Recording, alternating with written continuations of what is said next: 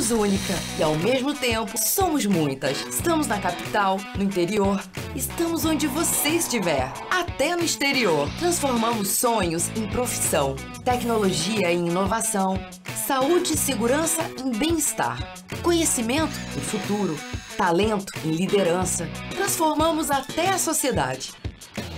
Representamos e incentivamos indústrias, empresas e startups em tudo que elas precisarem, do setor A, B ou C e de qualquer tamanho. E para elas entregamos soluções únicas, integradas e personalizadas, porque somos muitas e ao mesmo tempo uma só.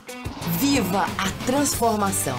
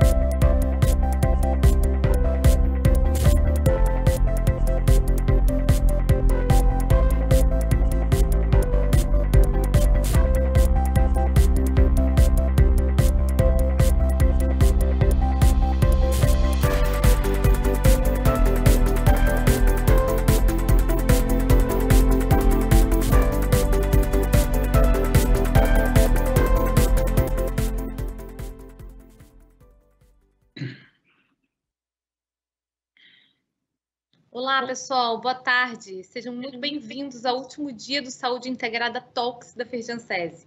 Hoje falaremos das tecnologias como aliadas à governança das empresas para o cuidado da saúde dos trabalhadores, no desenvolvimento de políticas organizacionais de saúde e investimentos mais assertivos em programas de saúde customizados conforme o perfil da população, e a tecnologia como uma rota, como um instrumento de educação em saúde para as empresas e para os indivíduos. Aí, Úmer, eu passo a palavra agora para você, para que possamos iniciar essa tarde de conexão com a gestão da saúde.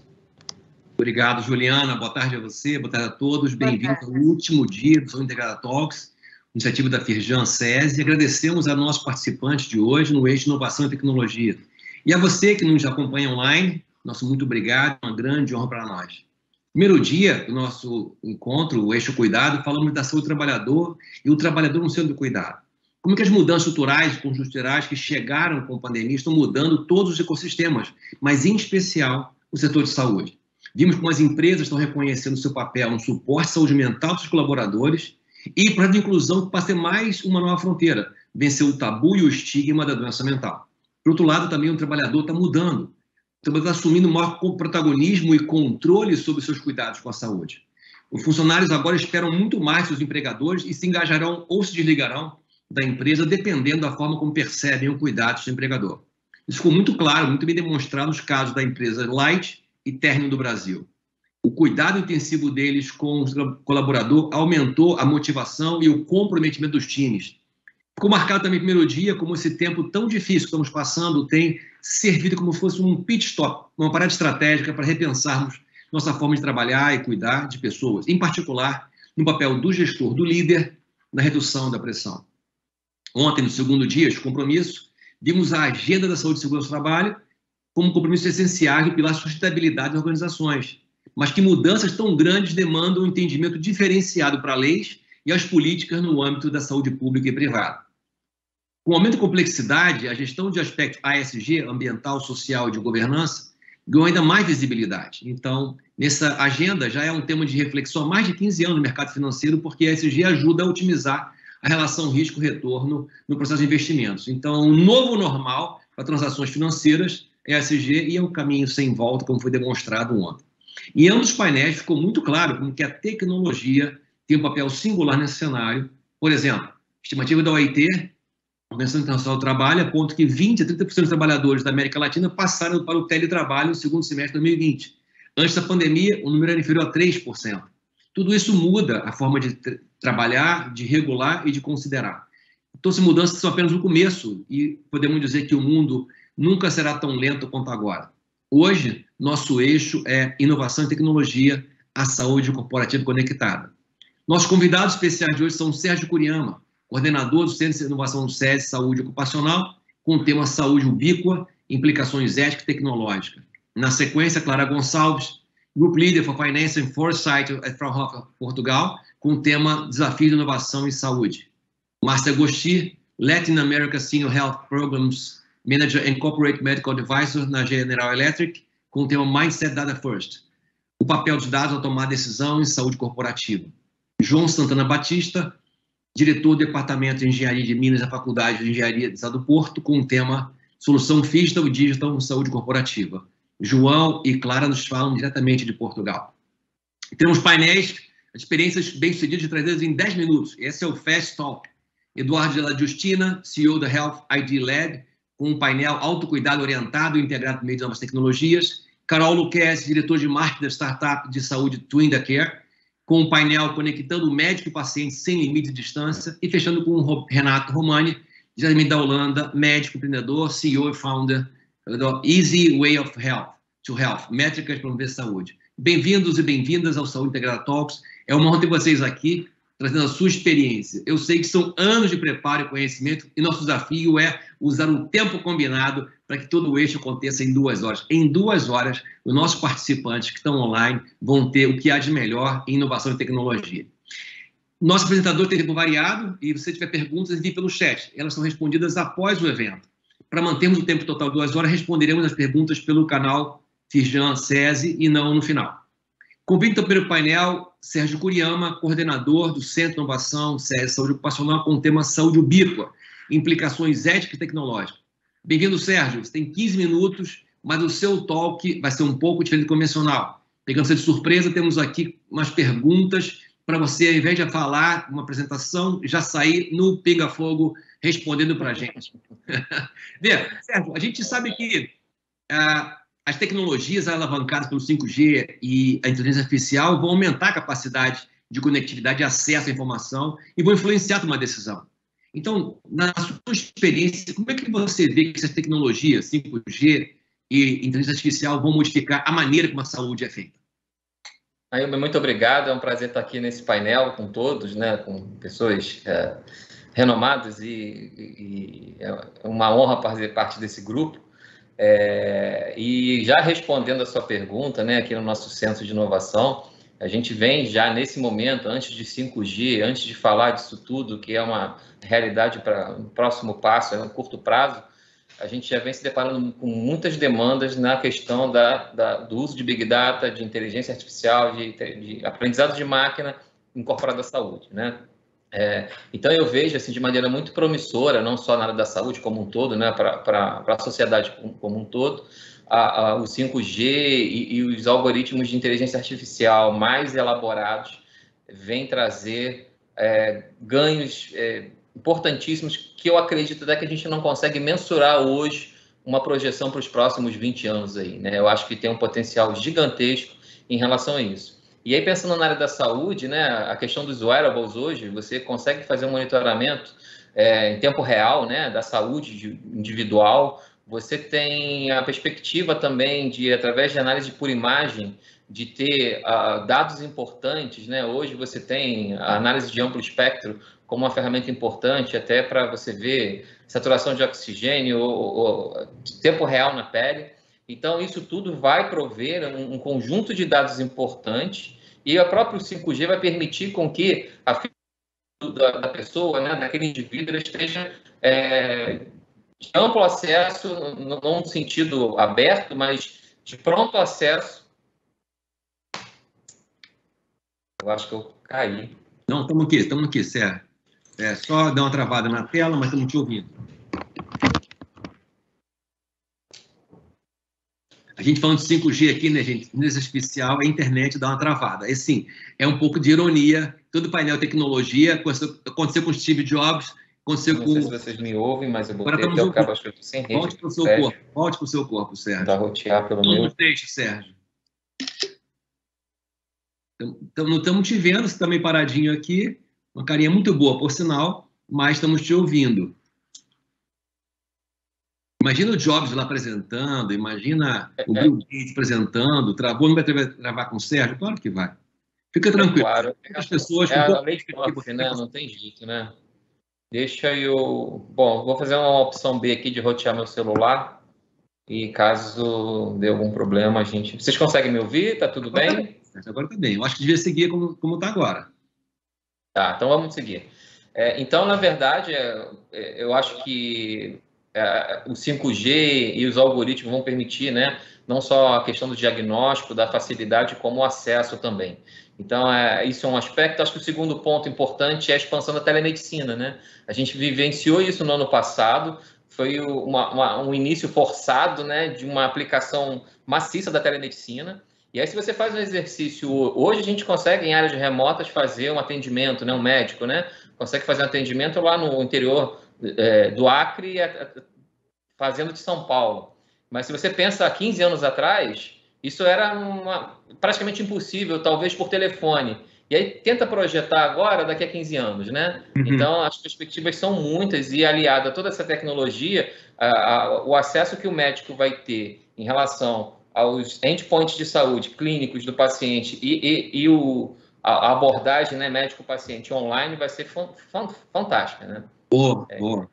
Sérgio, deixando a bola quicando aqui para a Carol Luquezzi daqui a pouco, eu quero te perguntar se o aumento da automatização na saúde e o uso crescente de tecnologia pode ameaçar a relação médico-paciente. Assim, de forma bem objetiva, eu acho que não, tá? Não vai ameaçar. Mas eu acho que ele vem acrescentar muito na questão do diagnóstico e na questão das tomadas de decisão, né? De maneira objetiva, a minha opinião, né? Existe aquela máxima na inteligência artificial que ela não precisa ser perfeita, ela só precisa ser melhor que um profissional bem treinado. Então, a gente vivencia isso, existem algumas soluções nesse sentido, e na próprio diagnóstico da Covid, né, nas tomografias, lá no começo de 2020, foram criados vários algoritmos interessantes para análise de TC e comparar se era uma pneumonia e com uma precisão muito grande, né? Então, aquilo foi uma ferramenta fantástica para auxiliar no diagnóstico e trazer velocidade e mais precisão. Então, nesse aspecto, eu acho que esses algoritmos realmente conseguem, sim, performar muito bem e muitas vezes até melhor do que um profissional treinado. Porém, existem os aspectos subjetivos e os aspectos humanos dessa relação do médico-paciente que elas não são substituídas por máquinas, né? Então, eu vejo muito da seguinte forma: esses algoritmos eles vêm criar ferramentas potentes para auxiliar no diagnóstico do médico, mas essa relação do cuidado, né, do médico-paciente, ele é extremamente importante e pensando ainda, projetando mais momentos em que o paciente está muito frágil, né, emocionalmente, uma máquina não substitui o acolhimento que a presença do profissional dá a essa pessoa. Então, nesse sentido, eu vejo, sim, por um lado, a tecnologia ela é precisa, ela é robusta, mas, por outro, essa relação médico-paciente ela vai ser modulada, talvez até facilitada, para que o médico consiga dar mais atenção a esse outro lado, ao invés de ficar muito na questão do diagnóstico estritamente, né? Verdade, Sérgio. Interessante porque a medicina não começa sem ciência alguma, ela começa só com o interesse de alguém cuidar de alguém. E vai para um pêndulo completamente tecnológico no final do século XX e agora, com a tecnologia tão avançada, volta de novo para a mão no pulso do paciente e o olho no olhar do paciente. Muito interessante. Mas a questão da tecnologia, Sérgio, a inteligência artificial ela é alimentada por dados e tem vieses também que podem ser colocados dentro de uma análise. É seguro deixar a tecnologia realizar avaliação clínica no lugar de pessoas? Então, esse é um ponto importante, né? A gente já teve alguns casos aí demonstrados na literatura de que alguns vieses importantes, socioeconômicos e até raciais mesmo, interferiram muito em alguns algoritmos em relação a tomada de decisão. Então, nesse ponto, a experiência do profissional que está dando a assessoria, que está construindo esse algoritmo junto com o programador, é importante para que essas decisões ou esses direcionamentos consigam evitar ou fugir dessas armadilhas, entre aspas, que acabam podendo ser geradas dentro de um programa de inteligência artificial, né? Então, nesse ponto, eu vejo que é um ponto importante, né? Que a presença do profissional ali para a tomada de decisão é importante. E um outro vamos pensar numa falha importante ou num caso que seja fora do padrão, né? Então, a gente vai ter a necessidade de um profissional muito qualificado para que tenha um diagnóstico preciso e que possa até retroalimentar essa máquina. Então, vamos lá. O algoritmo ele vai sendo treinado ele sozinho, ele incorpora, né, a lógica e consegue dar uma entrega, mas o profissional associado a esse algoritmo ele é importante para que isso tenha um valor e uma precisão escapando dessas questões que eu mencionei anteriormente. Mas veja, vamos aprofundar um pouco mais nisso aí, Sérgio. Vamos imaginar que eu tenho aqui a questão do diagnóstico, da avaliação e há um erro. Quem que eu responsabilizo? O dono do software da inteligência artificial, eu responsabilizo a plataforma que levou, eu responsabilizo o médico que está por trás. Aonde que fica essa dimensão ética, né, na nova tecnologia em saúde? Isso é um ponto, acho que crucial, acho que é o ponto central dessa discussão. A gente vai deixar a bola aberta, né? A gente não vai conseguir responder. Imagina se eu tenho, né, a pretensão de responder isso como um grande especialista. Na verdade, eu tenho uma opinião pessoal, mas um ponto importante nessa questão do acesso a dados e do volume de dados individuais é em relação ao anonimato e à privacidade. Então, isso é um ponto importante. A própria Lei de Proteção de Dados, né, Geral de Dados, ela vem para já reforçar essa questão da divulgação dos dados, mas em relação aos algoritmos de inteligência artificial, isso é realmente um problema. Eu acho que ainda não tem uma resolução, porque você vai culpar quem, né? O médico que fez o diagnóstico usando a ferramenta, o cara que criou o programa e que gerou todo... Então, é uma discussão ainda importante, eu acho, que vai ter um debate amplo ainda pelos próximos anos aí em relação a essa regulação. Então, eu tenho dificuldade, para ser sincero, de opinar sobre em quem cairia essa culpa, né? Se é no desenvolvedor, se é no médico, se é no fornecedor do software, né? Realmente acho que é uma questão aberta e eu até convido os colegas que têm até mais trânsito no assunto a dar opinião, porque é uma situação, a gente está entrando numa área de checkmate e que em breve isso vai ter que ser resolvido, de alguma forma vai ter que ser regulado, né? É isso aí. Eu acho que assim, a tecnologia, eu sou muito otimista em relação a tudo que está surgindo. A gente agora está usando esses smartwatches e fica meio que viciado, né? Em todo o monitoramento que ele faz, embora muito ainda rudimentar, mas ele já dá para a gente algumas coisas, né? Então, eu sou entusiasta nesse sentido. Eu acho que a gente vai ter muito mais precisão e velocidade, que é importante nas questões de saúde, né? Verdade, Sérgio, obrigado. Falando em smartwatch, acho que tem um ponto importante dos wearables, né, as tecnologias que a gente investe, que são os nudges, as pequenas provocações que melhoram, aumentam o incentivo para comportamento e podem sim influenciar decisões. Uma amiga minha que me contou uma coisa, um produtozinho que ela comprou, é o nudge que ela inventou. Ela queria fazer dieta e colocou uma vaquinha na geladeira. Acabei que abria a porta, a vaquinha olhava para a vaquinha e fechava a geladeira. Foi um nudge bem interessante que ela encontrou para conseguir vencer o seu impulso de madrugada por doce.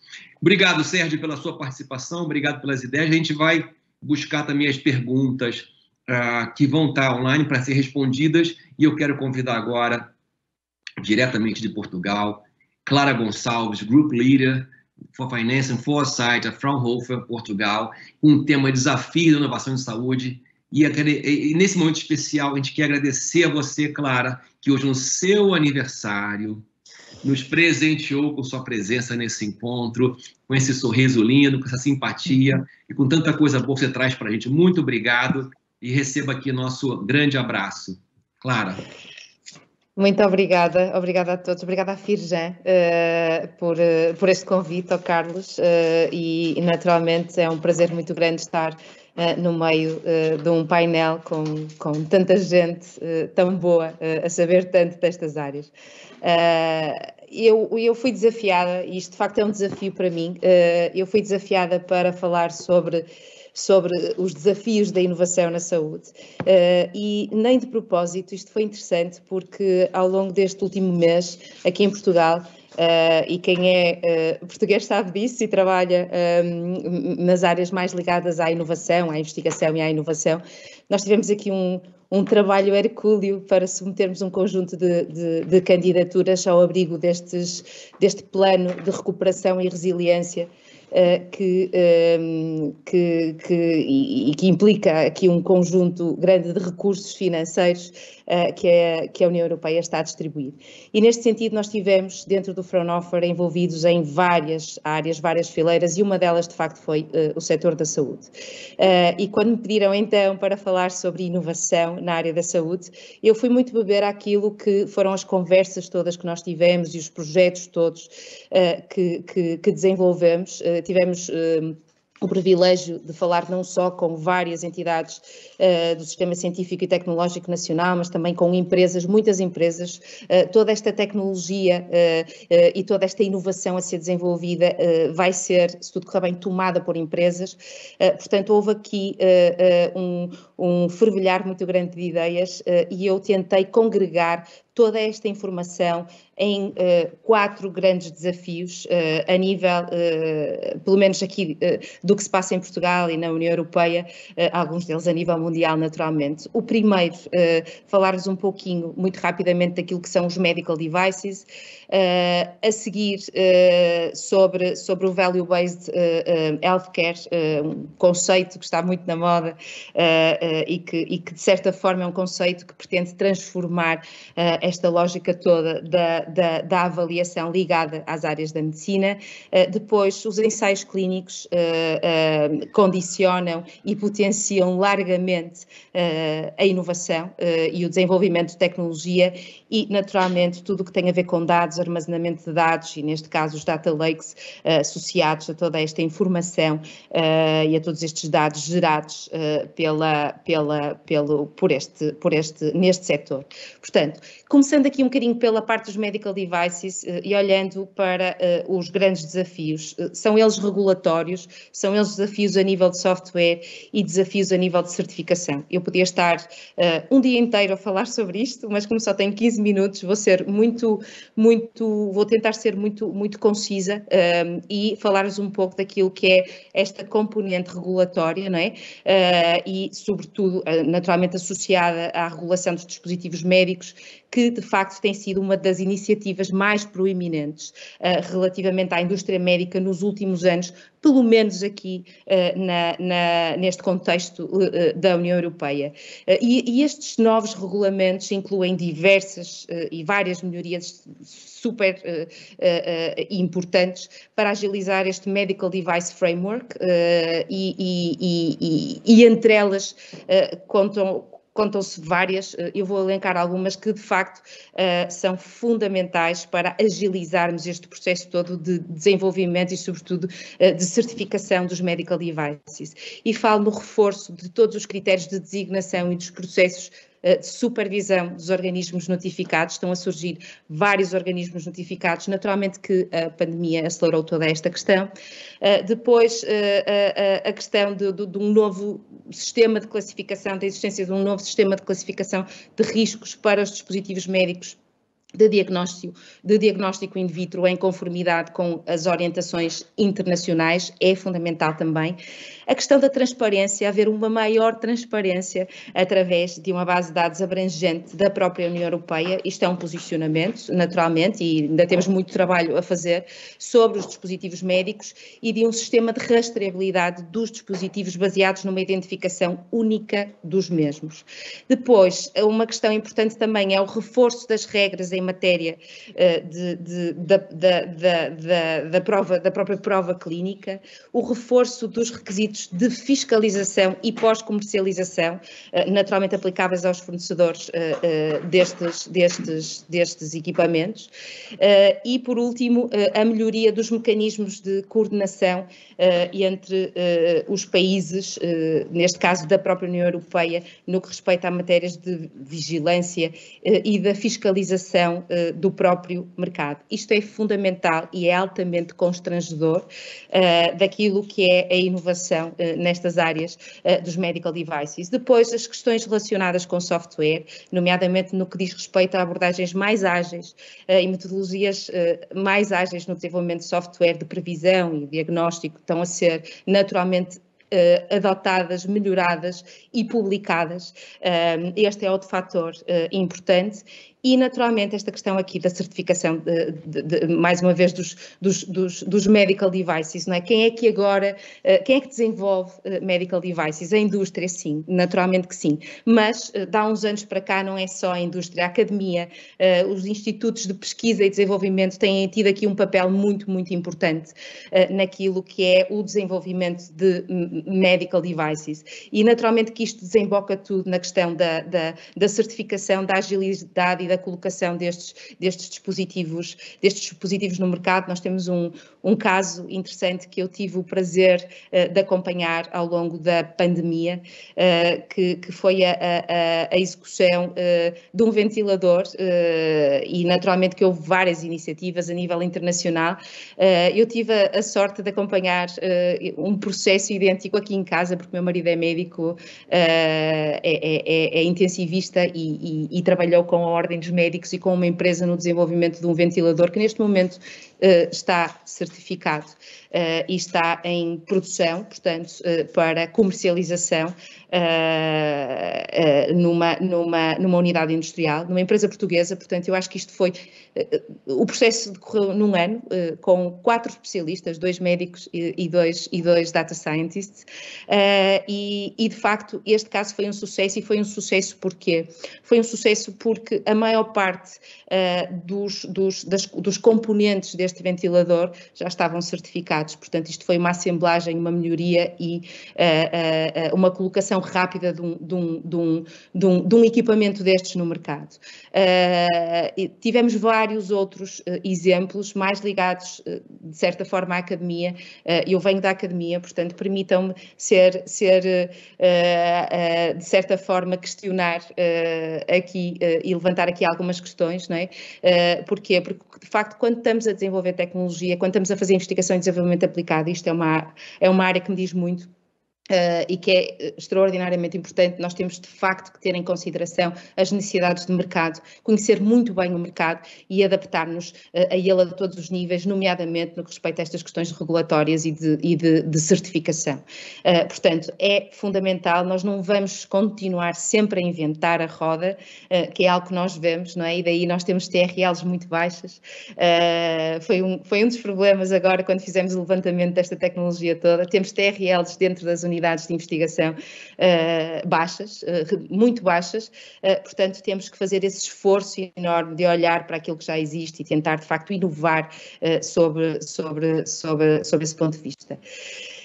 Passando para o segundo grande, e isto está de facto muito na moda, este Value-Based Healthcare. Eu não sei como é que as coisas se posicionam aí no Brasil, muito provavelmente estarão iguais, mas assim, para contextualizar muito rapidamente e sobretudo para quem não está familiarizado com estes conceitos, o que é o Value-Based Healthcare?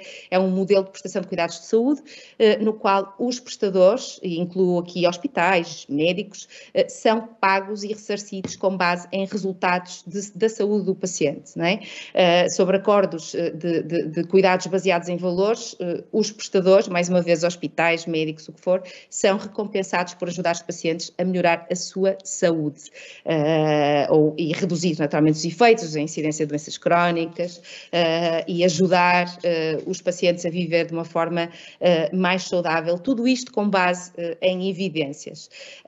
Portanto, este conceito difere diferente destas lógicas atuais, não é? De fee for service, de um fee for service, em que todos os prestadores de saúde são pagos com base na quantidade de serviços que prestam, de serviços de saúde que prestam, e não na qualidade e nos outputs dos serviços que prestam. Portanto, é uma forma distinta de olhar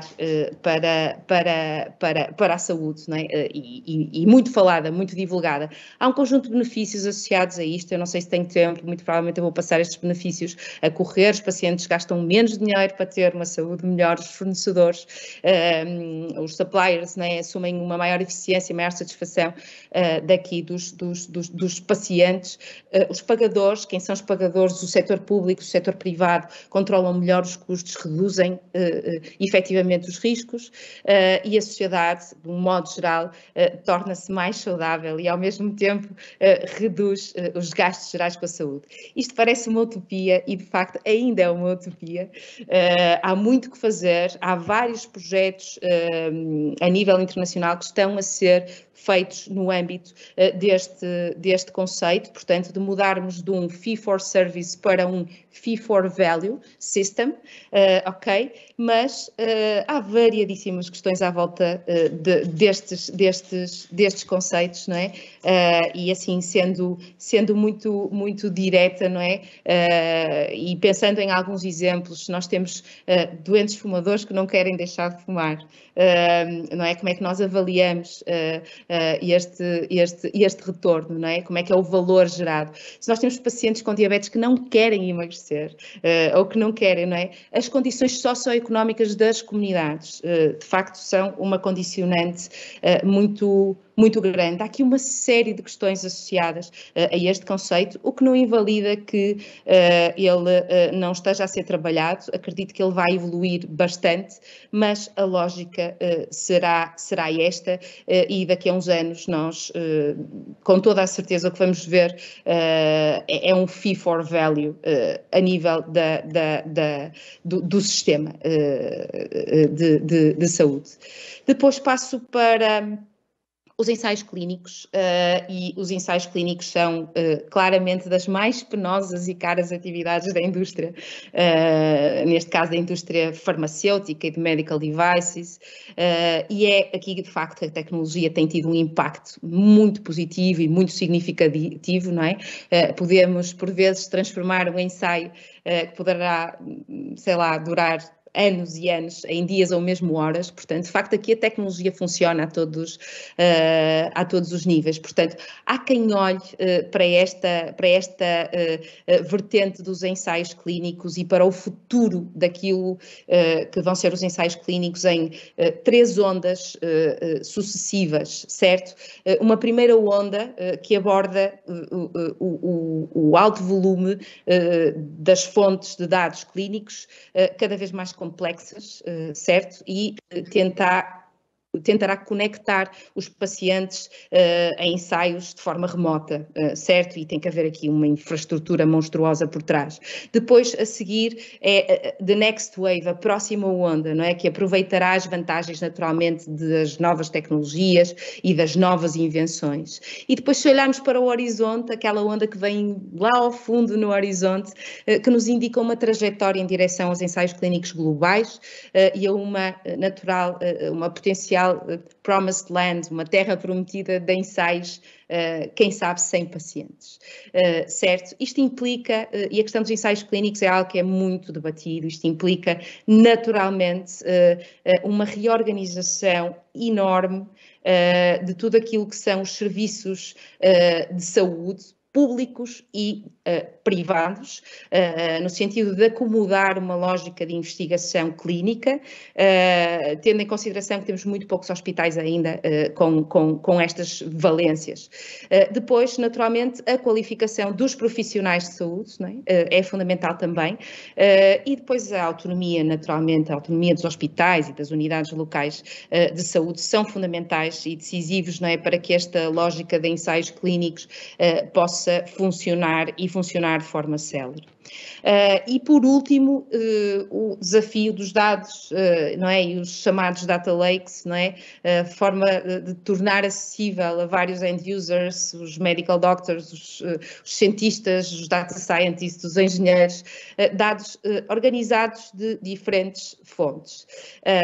E para isto, assim, genericamente também, e eu estou a ser muito vaga em todos estes conceitos, em todas estas abordagens, é única e exclusivamente para deixar aqui um conjunto de desafios a conversar, não é? Porque há aqui muitas dúvidas também, mas o que é que nós precisamos naturalmente não é? do grande palavrão da interoperabilidade dos sistemas de informação, que ainda não está de maneira nenhuma otimizada dentro da medicina pública, dentro dos hospitais públicos, dentro dos hospitais privados, entre hospitais privados e hospitais públicos, e nós tivemos este exemplo agora no que respeita a esta pandemia e a congregação de dados no que respeita à medicina pública e à medicina privada. Foi muito complexo gerir este sistema todo, não é? E naturalmente, e eu acho que hoje já foi falado isto, a gestão global de dados anonimizados e dados não anonimizados. Isto são os grandes desafios da criação destes data lakes ligados a dados de saúde. Depois, assim, agora olhando a título de outros exemplos e mais foresight que nós podemos fazer aqui, alguns já são realidades muito pouco testadas, mas que vão funcionando, e outro dos grandes desafios para a inovação na área de saúde é de facto a descentralização da mesma, a descentralização a nível de países, a nível de regiões, da saúde e da gestão da saúde. Depois há outra área aqui muito interessante, que é a questão da logística hospitalar. E a logística hospitalar, pelo menos de acordo com aquilo que é a informação que nós vamos tendo, cada vez migra mais, não é, para um conjunto de subcontratações a todos os níveis, exceto a nível dos fármacos e da aquisição dos fármacos. E há aqui muita tecnologia, há aqui muita inovação a fazer no sentido de otimizar todos estes processos e, naturalmente, a fatura a pagar por tudo aquilo que são fármacos e substâncias ativas compradas, sobretudo pelo sistema público.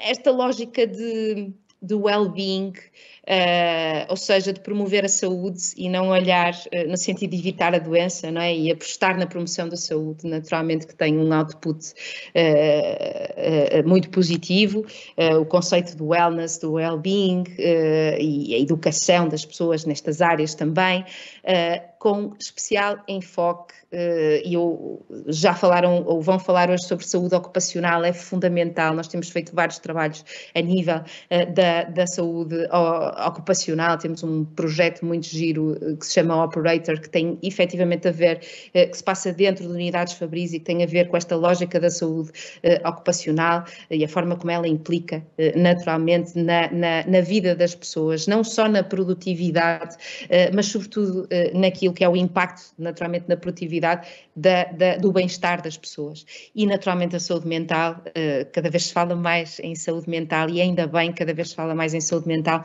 ela é fundamental no que respeita a este conceito de well-being.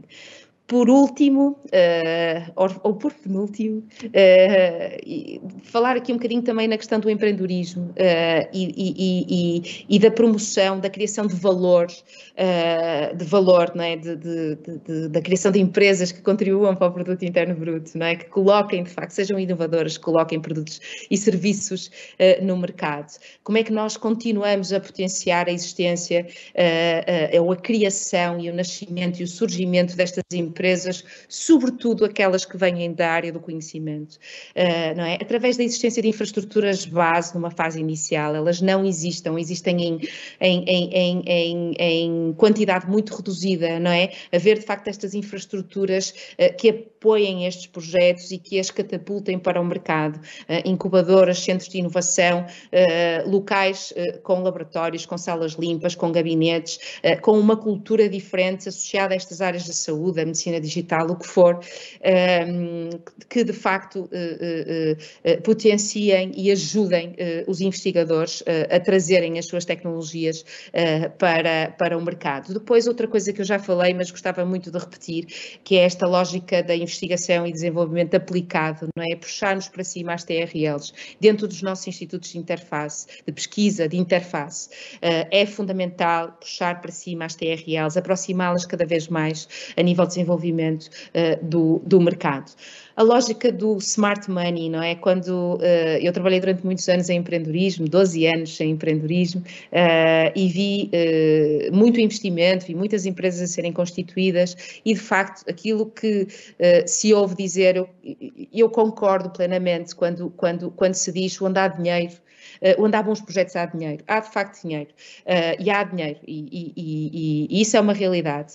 Só que este dinheiro tem que vir com alguma coisa, não é? Que é esta lógica do smart. E ainda não existe, ou existe muito pouca gente que traga este dinheiro e que traga essas competências e que traga a rede e que abra e que ajude estas pessoas, de facto, a entrarem em novos mercados, etc., a angariarem mais financiamento, mais investimento. Isto são projetos, é tudo muito bonito, mas há aqui uma diferença muito grande quando nós olhamos para uma empresa de inteligência artificial que se posiciona no mercado rapidamente e que rapidamente cresce e que rapidamente é investida, do que quando olhamos para uma empresa que tem um medical device por trás, quando olhamos sobretudo para o investimento e para os milhões associados aos medical trials, tudo aquilo que é necessário para fazer chegar uma tecnologia destas ao mercado, percebemos que quem tem que estar do outro lado tem que ser de facto muito, muito, muito resiliente.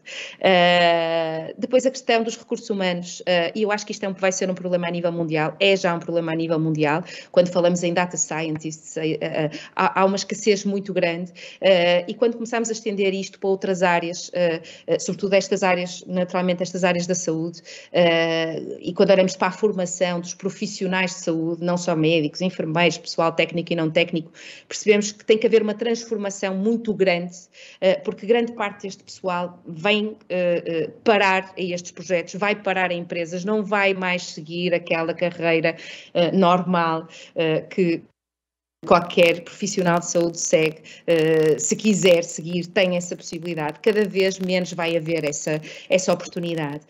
E, de facto, esta lógica de continuar a fazer um esforço grande para aproximar as universidades dos desafios reais do mercado, isto é fundamental para os processos de inovação e para, de facto, a criação de inovação.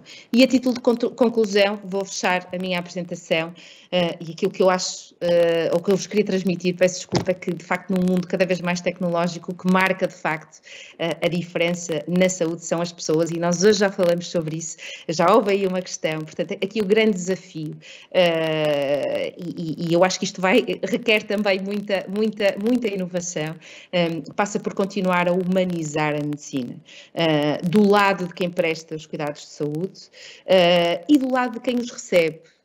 Ou seja, a promoção da literacia para a saúde é algo que eu não ouço falar, ouço muito pouco, vejo literacia para muitas outras coisas. Para a saúde é fundamental. Nós temos que ter gente que sabe perguntar, que sabe receber a informação, que sabe comunicar com qualquer profissional de saúde. Isso é fundamental e é um grande desafio. E, naturalmente, a questão, e agora passamos uma pandemia, antes já estava, agora a motivação dos profissionais de saúde é algo que é absolutamente decisivo. Do meu ponto de vista também para que estas áreas possam crescer, se possam posicionar, possam acrescentar valor ao mercado e possam naturalmente ser cada vez mais inovadoras. E muito obrigada. Obrigado, Clara. Muito boa a sua explicação, já anotei um monte de coisa aqui. As perguntas estão chegando, a gente não vai ter pergunta respondida hoje, mas também muitas felicitações pelo seu aniversário, nossa gratidão por contar com você conosco aqui. Muito obrigado. Muito obrigada. No painel, eu convido Márcia Agosti, Latin America Senior Health Programs Manager and Corporate Medical Advisor na General Electric, com um tema fantástico, Mindset Data First, o papel dos dados na tomar decisão em saúde corporativa. Bem-vinda, Márcia, o tempo é seu. Muito obrigado por estar conosco. Obrigada a todos, gente. É um prazer muito grande estar aqui compartilhando e trazendo reflexões, né, em cima de como a gente tangibiliza, né, torna isso real, como a gente realiza isso no mundo corporativo, né.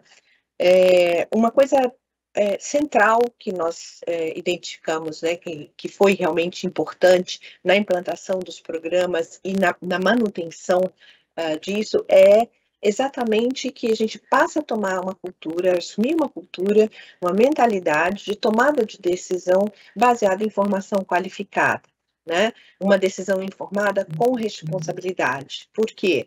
A responsabilidade é de quem coleta, é de quem pergunta, é de quem guarda, é de quem processa, é de quem disponibiliza, é de quem faz uso dessa informação, né, de alguma forma. E sim, a literacia, como diz bem a Clara, é fundamental nesse sentido, porque a forma mais elevada de conhecimento é, na verdade, a empatia, né? Porque exige que a gente saia do nosso saber, do nosso olhar, do nosso foco, do nosso interesse e entender, dar um propósito àquela intervenção que a gente vai fazer. Então, é muito importante que a gente tenha claro que a responsabilidade aqui, com relação à decisão baseada em fatos, ela traz uma sensibilidade maior às informações, né? Ela dá significado, né? Ou seja, estes dados significam o quê para quem, eles têm qual nível de confidencialidade, de confiabilidade, quanto ele realmente representa a verdade ou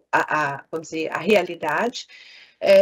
Ele permite que a gente busque em toda essa rede as informações de maior confiabilidade, com melhores resultados, as melhores práticas. Isso tudo já está rodando, né, para que a gente possa tomar realmente decisões éticas e mais, construir com ética ações, intervenções e a literacia das pessoas. Então, mais que nada, é a base de uma cultura de decisão baseada em informação de qualidade, uma informação qualificada.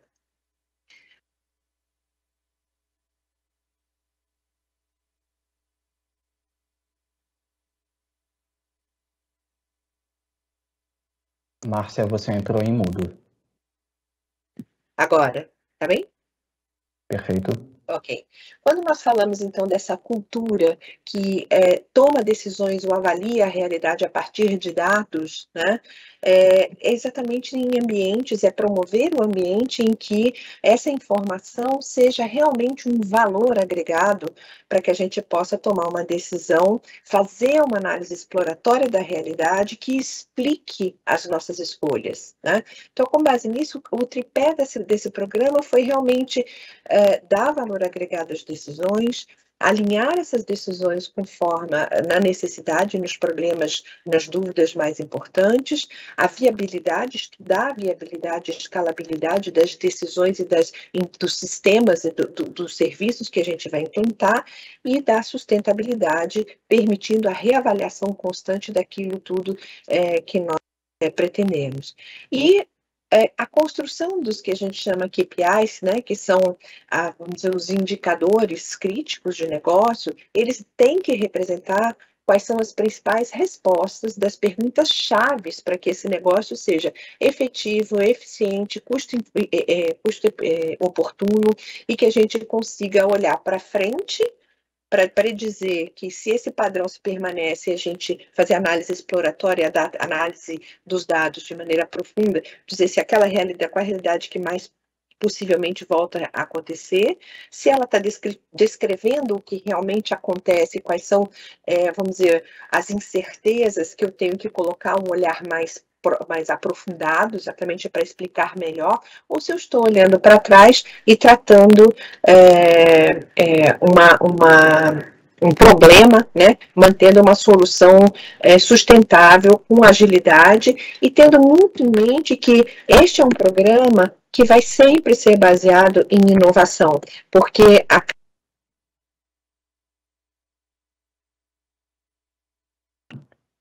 Márcia, você entrou em mudo novamente. Desculpa, acho que é na hora que eu estou passando o slide, tá? Então, essa análise de dados, quando a gente está falando de gestão de estratégia de saúde corporativa, essa análise avançada de dados, ela é a base do programa, né? Ela tem alguns princípios básicos, né, que devem nortear essa estratégia, e ela tem que refletir também a cultura da empresa. Então, basicamente, a escutativa da necessidade do cliente, por mais que se construam recursos e bases, ele serve para quem? Em que situação? Né? Quais as perguntas, quais as respostas que ele vai construir? A definição da relevância dos dados que ele captura. Não adianta capturar todos os dados se eles só poluem o data lake, mas não dão utilidade. Operacionalização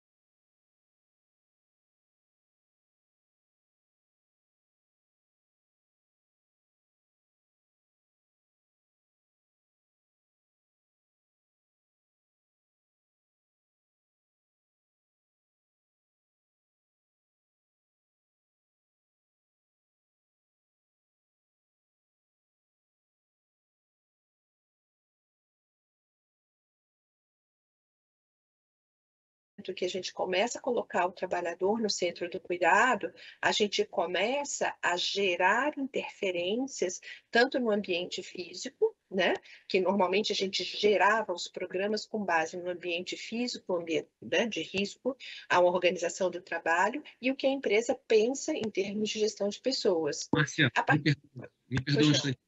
Temos um problema técnico aqui na Firjan, não com você e não com a gente aqui. Mas estou recebendo mensagem aqui no meu WhatsApp, tem um problema técnico de transmissão. Alguém da produção... Acabamos de retornar, Ilmer, podemos já seguir, tá? Foi nesse segundo, tá? Obrigado pela compreensão de vocês. Já voltamos? Já voltamos, já estamos no ar.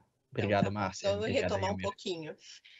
Quando a gente fala de saúde corporativa, sim, a gente vem vivendo uma profunda transformação de conceito, de olhar, o que traz também, não só a partir da pandemia, antes da pandemia, isso já vinha mostrando a baixa efetividade dos programas propostos, as proposições feitas pelas empresas, porque nós partimos do nosso olhar, do que a gente acha que é melhor para o empregado.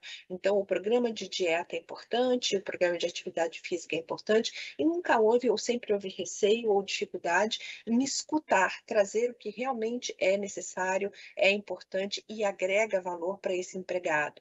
Então, de que maneira a gente transforma? Dentro da cultura organizacional, a gente tem um processo de RH que é muito interessante, que é o value-based, a experiência do empregado. O que constrói uma experiência de valor para o empregado nessa empresa, o que torna a interação dele com essa empresa um diferencial que faz com que ele queira ficar e com que ele siga a sua recomendação. Né? A principal a transformação aqui está no centro do trabalhador, colocá-lo no centro, a escuta. Né?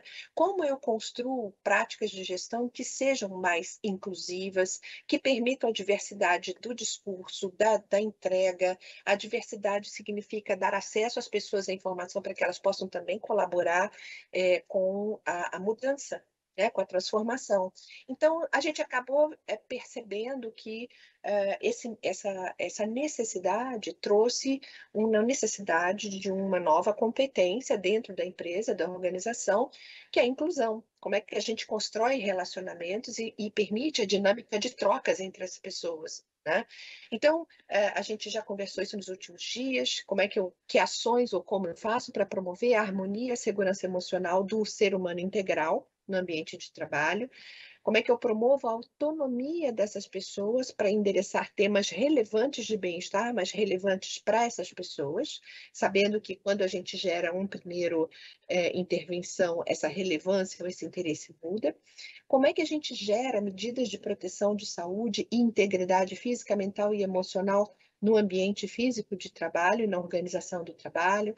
Como é que a gente vai gerar promoção de competências físicas e emocionais para o trabalho, ou seja, se uma pessoa tem uma especialidade, mas tem uma condição que pode gerar um risco de inaptidão, como é que eu trabalho com ela a cultura de promover a competência física para que ela possa manter a sua plena funcionalidade?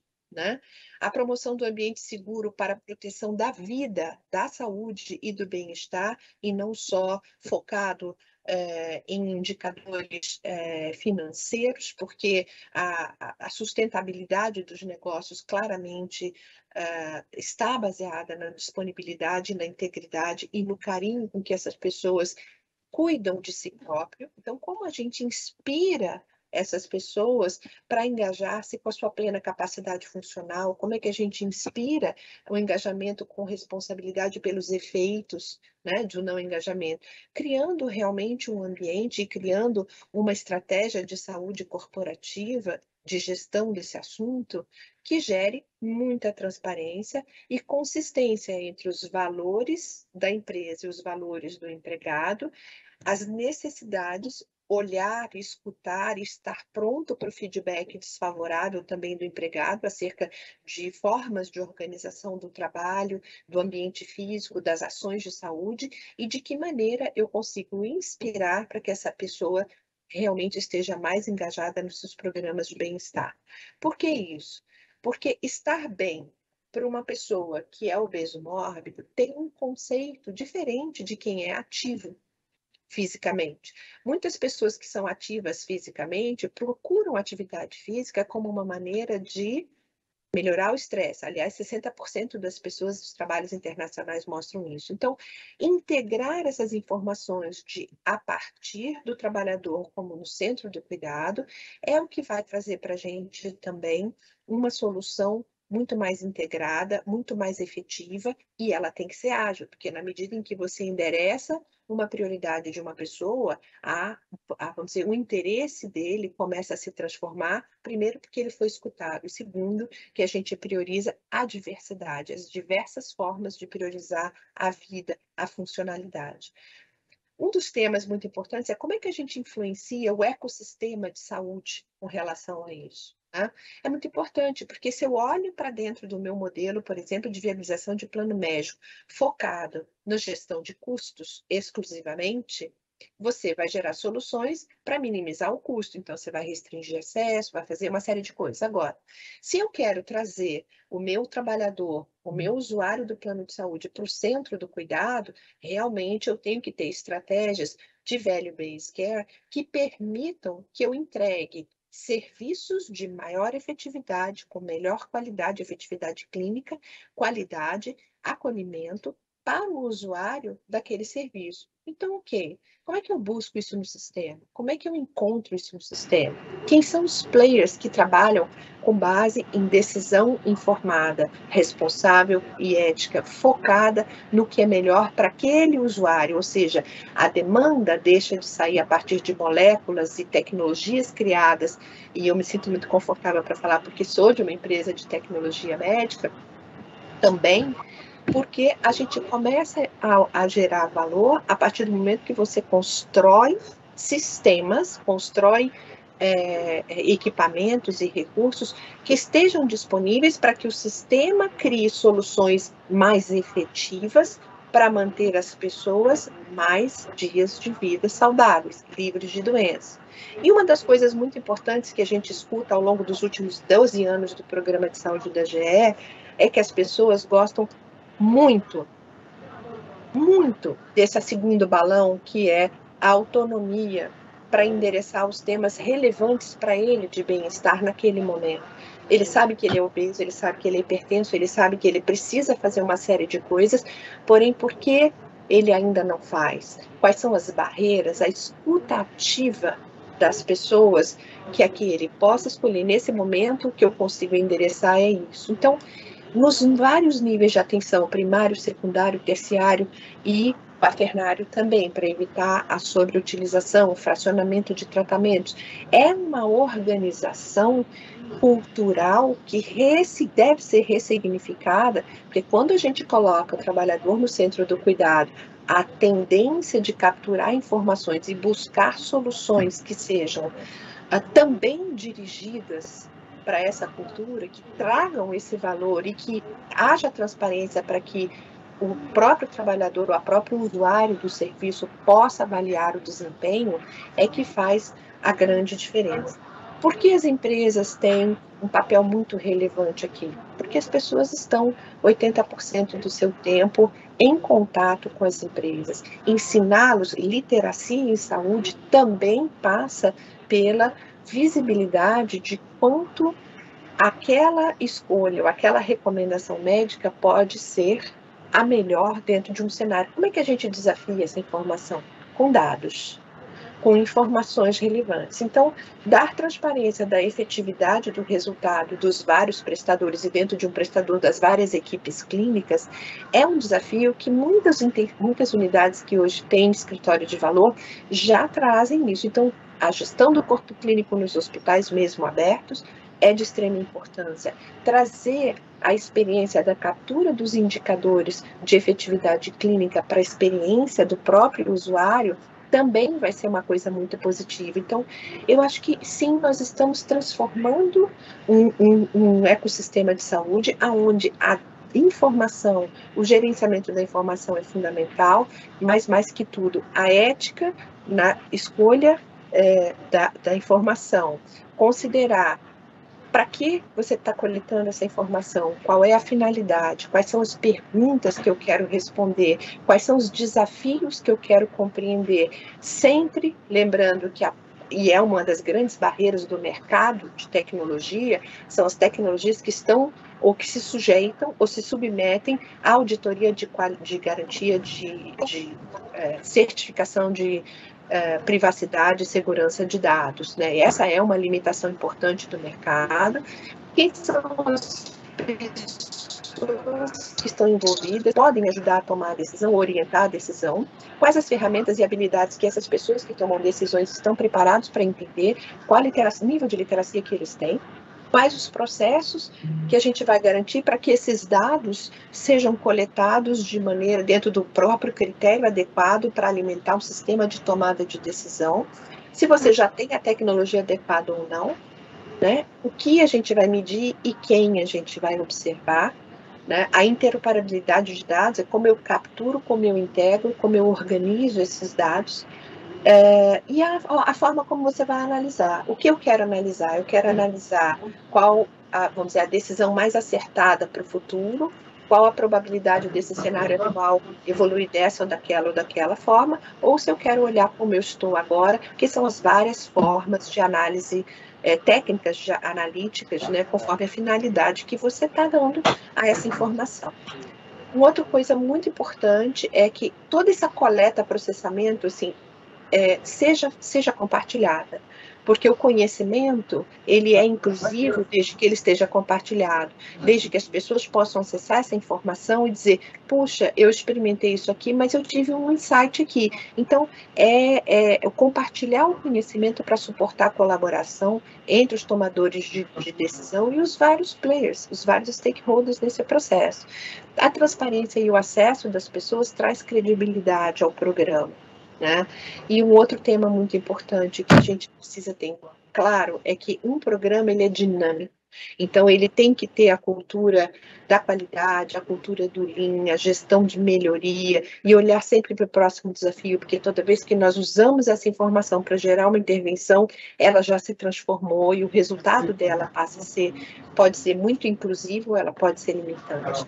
Então, em gestão de saúde corporativa, a responsabilidade, a privacidade, o compromisso das pessoas com a integração desses dados e o uso responsável dessa informação para gerar realmente resultado, eficiência na quantidade de dias livres de doença e mais, na promoção de uma funcionalidade plena dentro da capacidade dos indivíduos, ela é extremamente fundamental. Então, enquanto a gente não sair da prescrição de soluções prontas para partir para uma previsão de o que eu tenho, para onde eu quero chegar e o que eu preciso fazer, olhando sempre o seu cliente interno e, claro, o cliente externo, quem está disponível, quem está disposto para fazer essa transformação. Como bem disse a Clara, são poucos prestadores que estão com apetite de participar, estão prontos, né, para participar dessa transformação cultural com dedicação, ou porque precisamos olhar para dentro e realmente refazer essa cultura. Ela é básica, né? A cultura de análise avançada de dados para construir soluções, para construir decisões, é exatamente o olhar inverso do que nos últimos 50 anos a gente vem promovendo no ambiente de saúde, seja ocupacional, seja assistencial, ou mesmo no ambiente corporativo. Tá? Basicamente, o que eu queria trazer da nossa experiência era a forma como nós decidimos construir o programa, a forma como falar de gestão, trazer gestão corporativa, influenciou a nossa cultura interna de RH, de segurança, de liderança, e isso foi fundamental, porque a saúde passa a ser um dos players deste jogo de transformação que tem por objetivo central promover o estar bem das pessoas naquilo que eles conseguem hoje realizar. Obrigada, gente. Aí, Ilmer, está fechado o seu microfone.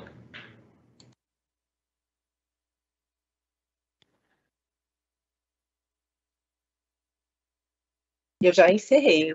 Obrigado, Márcia. Meu microfone estava fechado. Eu falando aqui, elogiando sua apresentação brilhante, com lindas palavras aqui. Se não fosse Sérgio me salvar, eu estava perdido aqui. Muito obrigado pela sua apresentação. O tema requeria muito mais tempo, essa cultura organizacional como centro organizador desse pensamento, e formação e a ética também como ferramentas importantes. Muito obrigado mais uma vez. O Fast Talk são uma série de 3 apresentações dos cases práticos, e começando aqui com Eduardo de la Justina, CEO do Health ID Lab, com um painel autocuidado orientado e integrado por meio de novas tecnologias. Eduardo, você tem 10 minutos só para você. Boa tarde, pessoal, tudo bem? Obrigado aí a Firjan pela oportunidade. Só me confirme, por favor, se vocês estão vendo a minha tela aí. Ok, está entrando bem. Beleza, vamos lá então. Bom, indo direto ao ponto, eu vou falar hoje aqui com vocês um pouco sobre o autocuidado e o quanto que as novas tecnologias podem influenciar nesse sentido. E quando a gente fala de autocuidado e dos maiores desafios que tem dentro da saúde, a gente tem que falar de mindset, né? E mindset de modelo mental mesmo, né? O nosso pensamento, o nosso comportamento, a nossa atitude. Ou seja, os nossos hábitos que acabam moldando a nossa mente e aquilo que a gente faz no nosso dia a dia. E os hábitos, eles têm 3 fases. A fase do gatilho, que é um sinal para realizar uma atividade.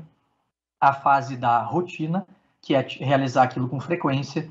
E a fase da recompensa, que é ter uma recompensa pelaquela atividade. E aí eu faço um ciclo, que é o hábito. E aí eu, trazendo isso para o mundo, né, da saúde, a gente começa a refletir e chega à seguinte conclusão. Os gatilhos nós temos. Porque, na verdade, no nosso dia a dia, a gente tem situações, por exemplo, como estar almoçando no restaurante e ver alguém comendo um prato saudável e lembra, olha, eu preciso melhorar minha alimentação. A gente vê alguém falando que um amigo está doente e a gente lembra que a gente tem que fazer determinados exames. E aí a pergunta que vem é, bom, se eu tenho o gatilho, por que a gente não tem a rotina ou o hábito de cuidar da saúde preventivamente? E aí a resposta, ela é porque não existem incentivos ou recompensas, né, quando a gente fala de saúde. Primeiro, porque é necessário fazer um grande esforço para cuidar da saúde. Eu preciso agendar o médico, depois eu preciso ir até o laboratório, depois eu preciso agendar o médico de novo. Segundo, são múltiplas etapas, né? Eu não consigo ter muita resolubilidade em uma etapa só, a não ser que eu vá numa emergência. Fora isso, eu preciso ir médico, exame, médico, e aí são múltiplas etapas que eu tenho que cumprir. E terceiro, o desfecho para o paciente, muitas vezes ele é ruim. E não é ruim por causa da qualidade do médico. Pelo contrário, a gente tem os melhores médicos aqui no Brasil. Mas é porque as informações elas estão fragmentadas. Eu tenho o resultado no meu laboratório que eu tenho que acessar lá no portal deles. A informação do médico ela é geralmente oral. E ele me explica e eu acabo não guardando muito aquilo. Beleza. Então a gente chega à conclusão de que é preciso mudar o mindset. Né? A gente tem que mudar hábitos, a gente tem que criar uma jornada mais simples e a gente tem que criar e ter recompensas. Perguntas todo mundo tem, né? Agora vamos ver se a gente consegue chegar um pouco na resposta a essas perguntas. Primeiro, como é que a gente gera o engajamento? Né? Porque, como todos sabem, um dos maiores problemas da saúde no Brasil é o engajamento. Né? Eu tenho o exemplo de operadoras de saúde, de planos mais premium, que quando a pessoa entra, ela ganha um voucher para ir no laboratório fazer uma série de exames. 12% só vai. Além disso, como é que a gente consegue colocar o paciente ou o indivíduo no centro do cuidado? Né? Tendo em vista que tem toda essa fragmentação de dados. Como é que a gente faz que tenha uma interoperabilidade de dados, tudo isso centralizado em um lugar só? E, por fim, como é que a gente convence as pessoas a se empoderar sobre a saúde delas para que elas passem a ser o protagonista da saúde? A resposta é através de tecnologia e através de inovação. Nós trouxemos, eu estou falando em nome aqui de uma startup que chama Health ID Lab, nós trouxemos para o Brasil um novo conceito que chama Anywhere Lab Tests, ou seja, a possibilidade de fazer check-up de saúde ou exames em qualquer lugar, em casa, no trabalho e assim por diante. Ela é através de uma autocoleta, ou seja, o próprio paciente faz a coleta, com um simples furinho no dedo e com poucas gotas de sangue, de uma maneira rápida e sem dor. Então, nós utilizamos uma matriz que chama DBS, Dried Blood Spot, onde não tem sequer risco biológico, porque o sangue ele fica seco no papel, e aí vai até o laboratório. E o principal de tudo, o desfecho, ele é através de resultados didáticos, a gente consegue ter diagnóstico preliminares de algumas patologias, a gente consegue ter predição de doenças, então, cruzando com um pouco de algoritmos médicos e inteligência artificial, a gente consegue identificar que mesmo que o Eduardo não seja um hipertenso hoje, ele vai ser um hipertenso do futuro, cruzando os exames com rotinas, com alimentação e assim por diante. Na verdade, o que a gente está trazendo aqui são novas experiências, né? Então, a gente traz novas experiências, por exemplo, para que empresas possam fazer algumas estratégias on-site para entregar alta performance e qualidade de vida para os colaboradores. Então, uma estratégia on-site para executivos através do check-up alta performance business, uma estratégia on-site de longevidade saudável para aqueles que têm uma idade avançada, ou de doenças crônicas para aqueles que têm um estado de saúde de obesidade, ou assim por diante. Indo mais além, a tecnologia entrega também a identidade de saúde, né, e por isso o nome Health ID. Então, além de cuidados preventivos personalizados, predição de doença e assim por diante, a informação de saúde ela está toda consolidada com o paciente. Ele é o detentor das informações de saúde dele. Então, ele vai ter tudo isso resumido na Health ID dele e, mais do que isso, vai ter um QR Code. Com esse QR Code, se ele for no médico, se ele for compartilhar com a família dele, batendo no QR Code, esse profissional de saúde ou esse amigo, ele vai conseguir ter acesso a todos os dados de check-up de saúde que ele fez por 45 minutos e colocando o CPF dele, né, por questões de LGPD. Mas o mais importante aqui a gente está colocando a responsabilidade da saúde para o paciente, obviamente que sempre orientado e conduzido por médicos. No fim do dia, o que a Health ID Lab, né, e as demais startups e grandes empresas que estão inovando querem fazer é incentivar, orientar, proporcionar novas experiências e empoderar as pessoas para que elas passem a ser a protagonista da saúde dela.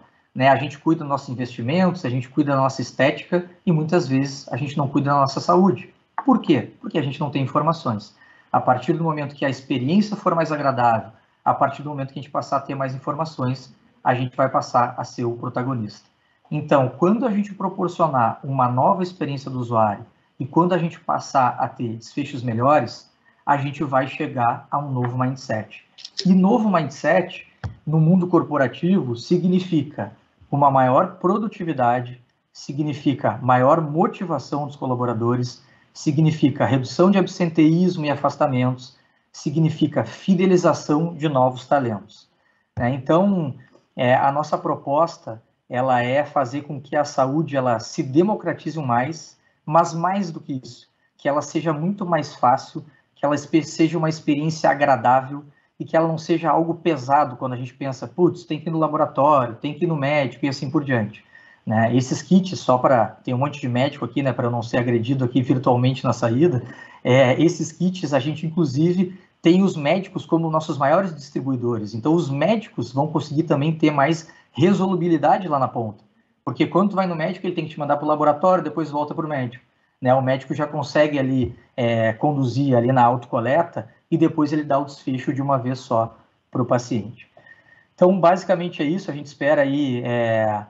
conseguir qualificar um pouco a vida dos brasileiros, né, através desses check-ups e também empoderar mais as empresas para que elas cuidem da vida dos funcionários, porque sempre vai ser o maior ativo delas. Tá? Muito obrigado. Excelente, Eduardo. Muito obrigado. Realmente reduzir barreiras e facilitar o acesso e o colaborador, o trabalhador no centro do seu cuidado. Muito obrigado pela sua apresentação. Quero convidar a seguir, então, Carol Luquezzi, diretor de marketing da startup em saúde Twindacare, com o painel Conectando Médico e Paciente Sem Limite de Distância. Carol, acho que a gente tocou um pouco já nesse assunto no começo, né? Já porque aqui, como é que você consegue aumentar essa conexão com tecnologia? Isso, já tiveram algumas provocações aí para mim. Eu vou trazer aqui um material que eu acho que tem muito a ver com o discurso que várias pessoas fizeram. Então, primeiro, boa tarde todo mundo, obrigada pelo convite para participar aqui. Foi muito interessante, porque eu estou ouvindo aqui atentamente, né, os outros palestrantes e tem muito assunto aqui que converge, né, no que a gente faz. Então, apresentando um pouco a TwindaCare, né? Nós somos distribuidores da tecnologia TitleCare no Brasil, né? E o nosso propósito é expandir o acesso a cuidados e excelência em saúde por meio de tecnologia e inovação. E a gente acha que a tecnologia tem esse poder aí de realmente promover o impacto na cena da saúde no Brasil e no mundo, né? A gente já vê muita coisa aí bacana acontecendo. O nosso equipamento, né, que a gente comercializa, ele basicamente trata da conexão médico-paciente, né, sem limite de distância. A gente está falando aqui de uma quebra de barreiras físicas, né? Quando a gente fala de telemedicina, uma das grandes barreiras para a telemedicina sempre foi o exame físico, né? A ausculta, o toque, né? Essas coisas que os médicos falam, poxa, se eu perder isso, né? Como é que eu faço esse cuidado à distância? Então, o equipamento que a gente traz, ele basicamente conecta o médico e o paciente com a possibilidade da realização de alguns exames físicos. Como que funciona isso? Né? Eu tenho o device físico numa ponta, que fica onde o paciente estiver, né? Ele é esse device aqui bonitinho, que tem um esteto, um otoscópio, um embaixador de língua, um oxímetro, e ele é conectado por um app no celular. Né? Esse app no celular é onde ele se loga, ele pede uma consulta, ele coloca os exames, e a partir daí, quando ele se conecta com o médico pode estar em qualquer outro lugar, outra cidade, país, enfim, qualquer outra localização. Ele tem uma ferramenta aqui de videochamada, mas o mais importante ele consegue realizar esses exames físicos no paciente, e o médico aqui da plataforma é quem comanda o device. Então, se ele clica ali no coraçãozinho para pedir uma ausculta de coração, ali no equipamento fala, conecte o estetoscópio. Por que isso é muito interessante? Porque você possibilita que o paciente, em qualquer lugar, consiga realizar o exame físico ele mesmo, porque a gente tem leigos, né? Não necessariamente a pessoa vai ter algum conhecimento em medicina, né? Talvez não tenha nunca feito um exame desse, eu até brinco, né? Eu não sou médica, eu nunca tinha visto um tímpano antes, né? Eu comecei a ver aqui com o Title. Né? Então, o device ele é todo com uma interface facilitada para que a pessoa possa fazer o autoexame. Né? E que exames são esses? Então, ausculta e frequência cardíaca, ausculta pulmonar e abdominal, imagens da pele, otoscopia, horoscopia. Aí tem um termômetro, você pode plugar também oxímetro, medidor de pressão, enfim, são os indicadores básicos que você costuma ter, geralmente, para fazer um diagnóstico médico com segurança e com precisão. Aí, assim, casos práticos, né? Eu quis trazer aqui um pouco do que a gente tem feito aqui no Brasil e lá fora, né? O exemplo mais óbvio, né, são justamente as consultas à distância, né? Você consegue fazer com bastante precisão e resolutividade uma consulta à distância de telemedicina. A gente tem feito com um sucesso muito grande nos hospitais, no Pequeno Príncipe, lá de Curitiba, e no Sabará, o monitoramento pós-alta. Então, a pessoa sai do hospital, ela pode, às vezes, até sair 1 ou 2 dias antes, porque o médico sabe que ela vai estar ali na outra ponta, muito próxima. Ela sai com um Title e fica 1 mês, 2 meses com esse equipamento na casa dela. A gente pegou, claro, casos um pouco mais complexos, né, não cirurgias simples. E o médico consegue, aí, 2, 3 vezes por semana, estar em contato constante com o paciente, acompanhado. Dá muito mais qualidade e segurança para ambos os lados, é muito bacana. Triagem de atendimento, então, seja isso no hospital, quando você tem filas ou alguma coisa assim, a própria enfermeira já consegue fazer uma triagem, passa para o médico olha né, e já direciona ou não, direciona para um especialista, né, você consegue fazer isso tudo à distância também. Você pode usar em home care, senior care, POCs, né, que são os pontos de point of care, pontos de atendimento. Então, é muito bacana. Por exemplo, a gente tem caso nos Estados Unidos de senior care, onde você coloca isso e deixa o médico em conexão constante com aqueles pacientes que muitas vezes são pacientes crônicos e precisam do acompanhamento. Às vezes, para eles irem a um atendimento médico, eles estão nos transportes especializados, numa ambulância, né? Então, você tem aí uma comodidade muito maior e um acesso facilitado. Acompanhamento de crônicos, idem, né, o que vocês estavam falando aqui, né, até o Eduardo estava falando um pouco de como é que você cuida desse pessoal e até, assim, você também leva o cuidado muito próximo dele. Eu vou falar um pouco mais para frente de empoderamento aqui do paciente, porque isso é uma coisa muito, acho que é um tema muito relevante e é muito importante, assim, com a tecnologia a gente consegue alcançar. E o último exemplo aqui é a interconsulta de médicos especialistas. Então, a gente vê que tem centros de excelência, e aqui no nosso país, como é muito mal distribuído, esses centros acabam ficando em São Paulo, Curitiba do Sul e alguns locais, e tem estados desatendidos. Então, os especialistas desses centros conseguem prover esse conhecimento médico e levar essas consultas para outros centros, né? Para outros hospitais, para outras clínicas. Então, os benefícios são diversos, né? A gente percebe que se você usa isso no contexto familiar, você tem um engajamento muito maior no uso de telemedicina, as famílias tendem a recorrer mais, até pela segurança de saber que você vai ter um exame físico ali, evita a ida ao pronto-socorro, reduz filas nos hospitais e custos associados a isso, reduz a exposição ao coronavírus, outros patógenos, já que os pronto-socorros são locais naturalmente mais contaminados. Você pode fazer atendimento síncrono e assíncrono, você consegue otimizar com isso o tempo do médico, que geralmente é um recurso mais escasso, mais caro. Você tem uma resolutividade muito alta, com bastante segurança. Você consegue, muitas vezes, fazer um diagnóstico precoce, porque o acesso facilitado faz com que a pessoa procure antes o atendimento médico e não espere o quadro se agravar para chegar num pronto-socorro e, às vezes, ir direto para uma internação, né? Então, aí também tem uma economia imensa que decorre disso, né? Uma coisa muito bacana é que a gente sempre tem um alto índice de satisfação dos usuários, tanto pacientes como médicos, e aí, como decorrência disso tudo que eu falei, uma economia aí nessa cadeia toda de custos do atendimento. E aí, eu trouxe aqui no final, eu acelerei bastante aqui, hein, para não ultrapassar meu tempo. Eu trouxe aqui para o final 2 depoimentos que eu acho que respondem aí, né, endereçam muito essas questões que a gente vem trazendo aqui ao longo dessas palestras. Então, o primeiro, que é a questão da provocação da ameaça da relação médico-paciente. E esse é o depoimento de uma médica do Hospital Sabará que tem feito esse monitoramento infantil. Ela, inclusive, tem feito com pacientes de outros estados que vão se tratar lá, porque é um centro de excelência, e voltam para os estados.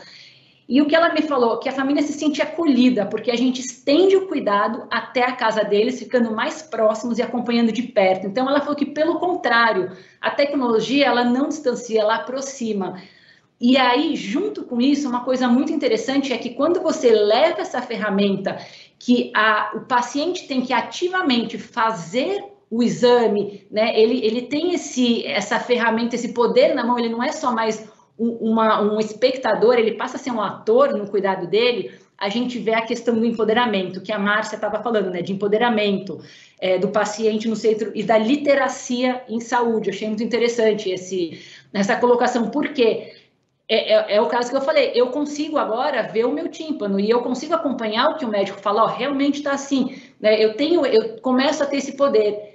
E o engajamento da família, o engajamento do paciente no seu cuidado, ele aumenta. Porque não é só você ir lá no médico, ele fala um monte de coisa e você vai para casa e você faz, ou às vezes não, tudo que ele mandou, né? Quando você tem as ferramentas que você também participa, você consegue se envolver nesse diagnóstico, você fica muito mais propenso a seguir e a se perceber também. E aí a segunda... Quer falar alguma coisa? Não, estamos terminando.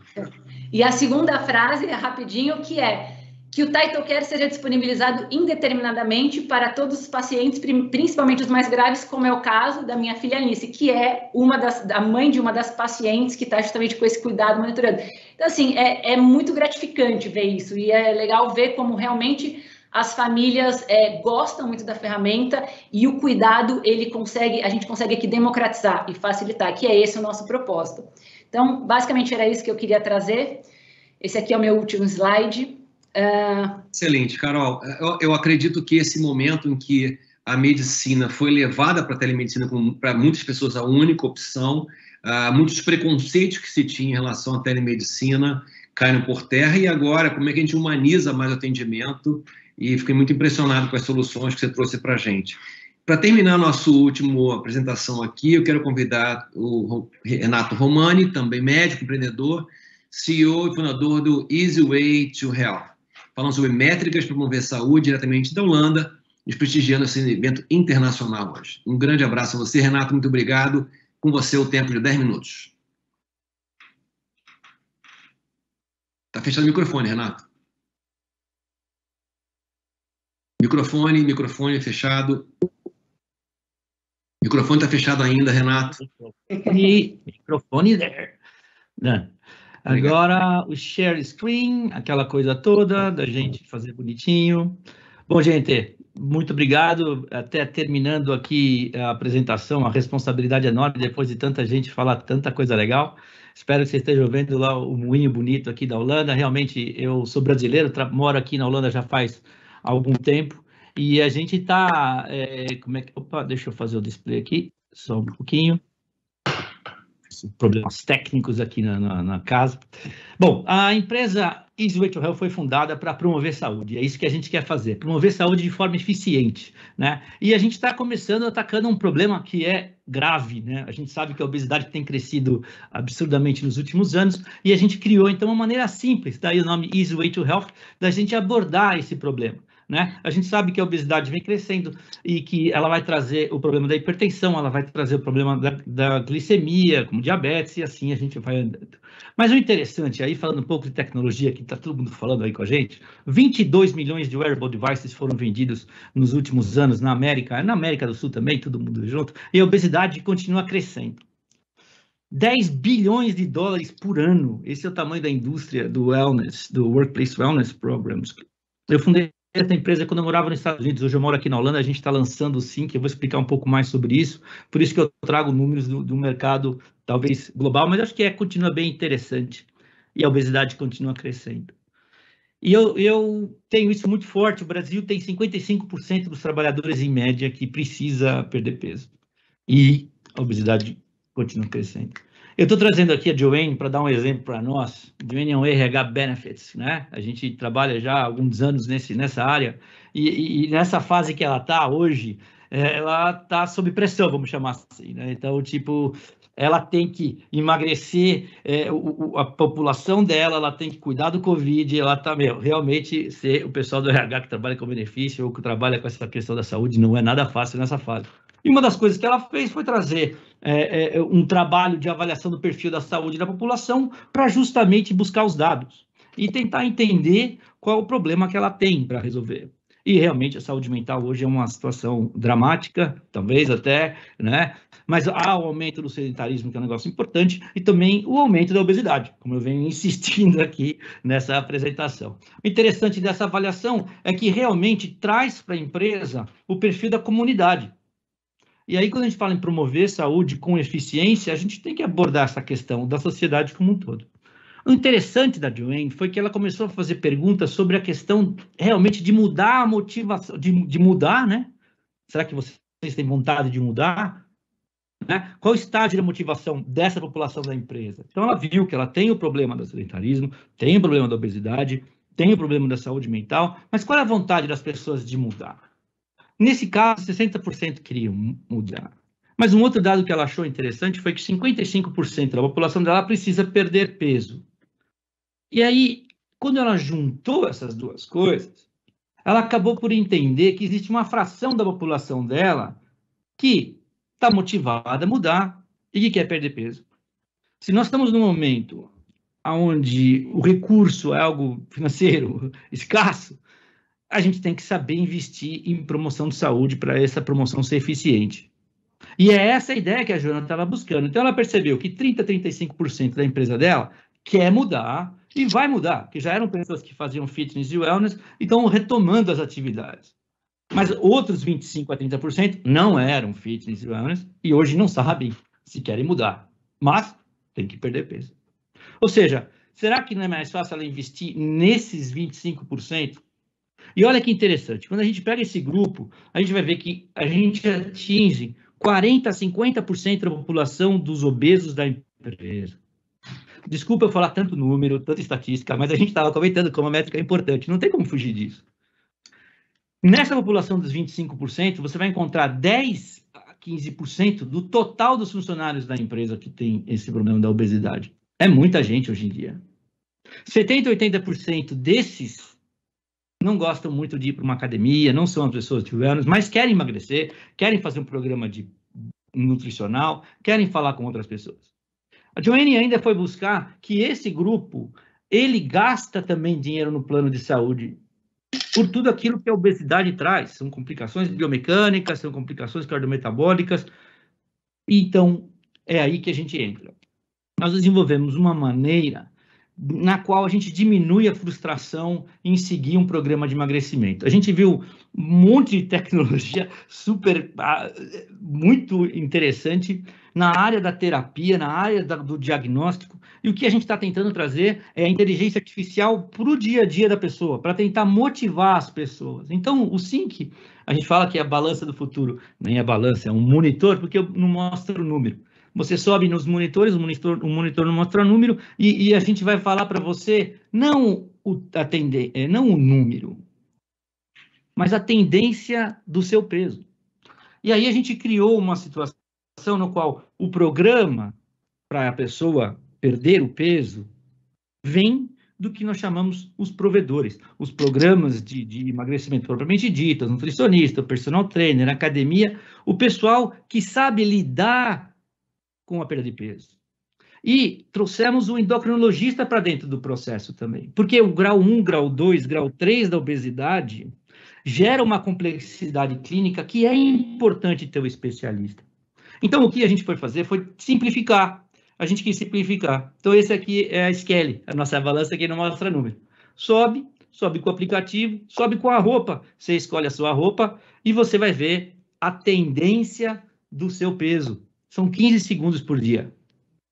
Essa pílula dopaminérgica, né, se você me permite falar isso, ajuda as pessoas a entender uma coisa que é interessantíssima, eu acho isso muito legal.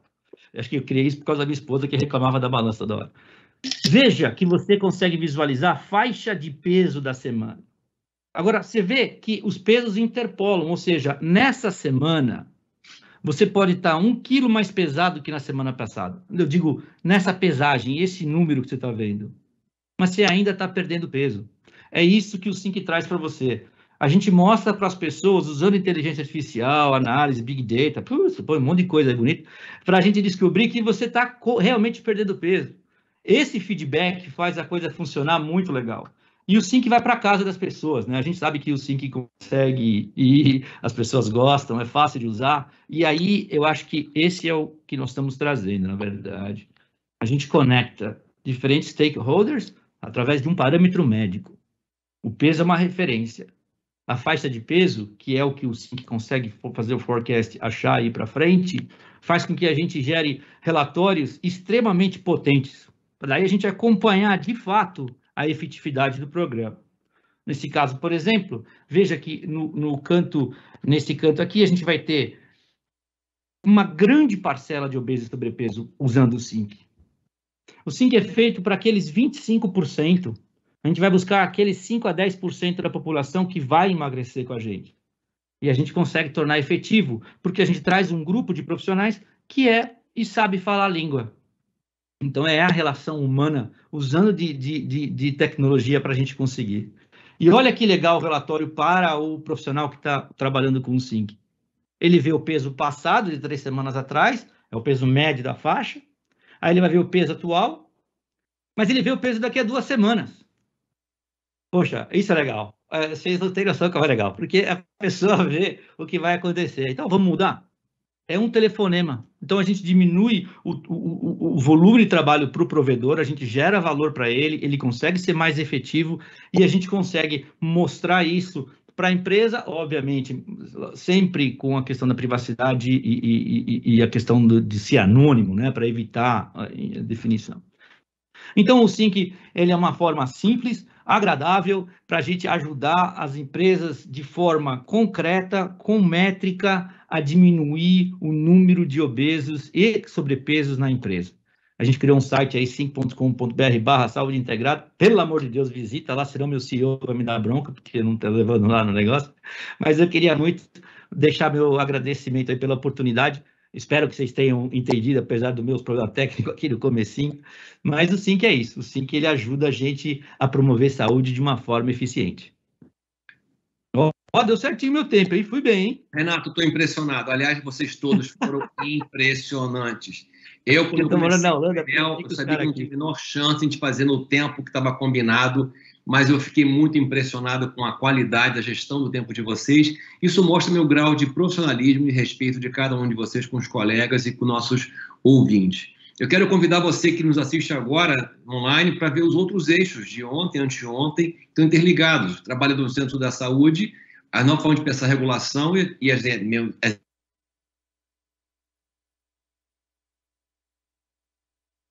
desafios. Eu quero, antes de terminar e passar para a Juliana, agradecer a todos os participantes do nosso eixo de hoje, deixar aqui também um agradecimento muito especial à equipe de apoio de tecnologia do SESI e da Firjan, que estão aqui apoiando a gente, são anjos da guarda invisíveis, que são dezenas de profissionais e horas dedicadas para servir, mas não aparecem.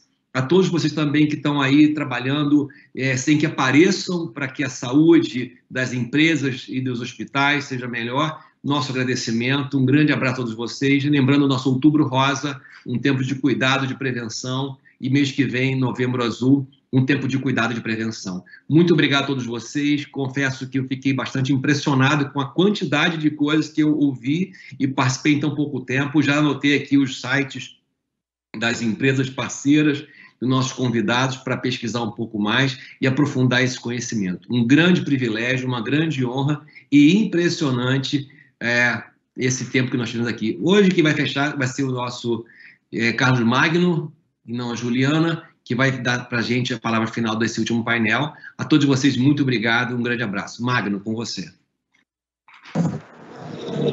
Oi, Homer. Obrigado, primeiramente, a você por esses 3 dias de condução desse evento maravilhoso que a gente teve. É uma alegria, uma honra poder promover um evento que passa por todos os eixos, o eixo do autocuidado, o eixo das pessoas, da sustentabilidade e o pensamento de futuro da inovação. Painéis ricos, com palestrantes de primeira linha, multidisciplinares, justamente para promover essa troca que a gente justamente esperava, né, durante todo o planejamento do evento. Reforço aqui o agradecimento a todo o time que promoveu a organização, em especial a Juliana, Thalita, a equipe de eventos, em nome aqui do André da Magese, do André, e fica o nosso compromisso. Os feedbacks foram muito positivos, da gente estabelecer agora uma rotina, buscarmos o SESI Talk número 2, para a gente poder trazer ainda mais conteúdo. E lembrando, somos um parceiro, o SESI, a Firjan SESI, é um parceiro efetivo na estratégia de saúde e segurança e promoção de saúde das empresas, trabalhando prevenção, promoção de risco, apoiando. E esse evento também tem esse foco, né, a atualização constante das políticas de saúde integrada das empresas. Acreditamos na saúde como ferramenta de transformação industrial e competitividade. Um abraço a todos. Ayumer, obrigado mais uma vez. Obrigado a todos os palestrantes de hoje. Bom revê-los. Muitos aqui, a pandemia nos deixa um pouquinho mais distante, mas o virtual traz essa possibilidade para a gente. Um abraço a todos. Um ótimo final de dia para vocês. Um grande abraço a todos. Um abraço a todos. Tirar a máscara.